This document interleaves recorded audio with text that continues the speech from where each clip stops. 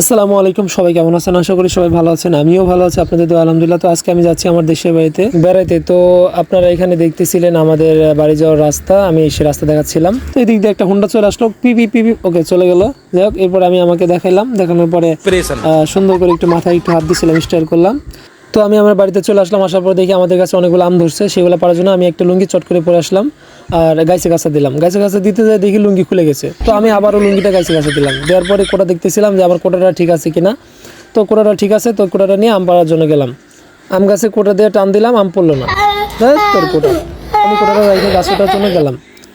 তো গাছটা দেখতেছিলাম যে ঠিক আছে কিনা, গাছটা ভালোই আমার শরীর আন্দাজে মোটা। তো আমি দেখতেছিলাম গাছে উঠতে পারবো কিনা, চেষ্টা করলাম। তো গাছ উঠতে গেলাম, পড়ে গেলাম, আবার চেষ্টা করলাম, পড়ে গেলাম। তো গাছে উঠতে না।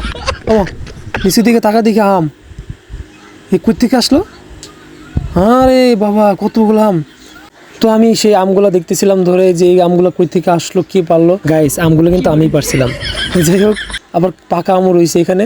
তো এই পাকা আমটা আমি একটু পরে খেয়ে দেখবো যে কেমন লাগে। তো এর ফাঁকে আমি চট করে একটা পাকা আম খাওয়া শুরু করে দিলাম। যাই হোক গাইস, কেউ নজর দিয়েন না, আমটা অনেক ভালো মিষ্টি ছিল। আপনাদেরকে না দেখাইতেছি, কেউ কিছু মনে করেন না। বাসা আসার জন্য দাওয়াত রইলো, বাসায় এসে আম খেয়ে যাবেন। তারপর আমি দুষ্টুমি করে গাছে উঠে শুয়ে থাকলাম। কিছুক্ষণ শুয়ে থাকার পর আমি উঠে দাঁড়াইলাম। দাঁড়ানোর পর আবার গাছ দিয়ে হাঁটা শুরু করলাম। আবার গিয়ে বসলাম এবং চট করে নিচে লাফ দিলাম। লাফ দিয়ে কিছুক্ষণ বান্দরের মতো ঝুললাম। ঝুলার পরে আবার হাঁটা শুরু করে দিলাম। বস্তা নিয়ে আসলাম। বস্তা নিয়ে আসার পরে আমগুলো টোকাইলাম। টোকানোর পরে দেখলাম যে কতটুকু ভারী হয়েছে, না ভালোই ভারী হয়েছে। যাই হোক, আবার টোকানোর পরে কান্দে উঠাইলাম। ও গাইস, আপনাদের থেকে বিদায় নিতে ভুলে গেছিলাম। আল্লাহ হাফেজ।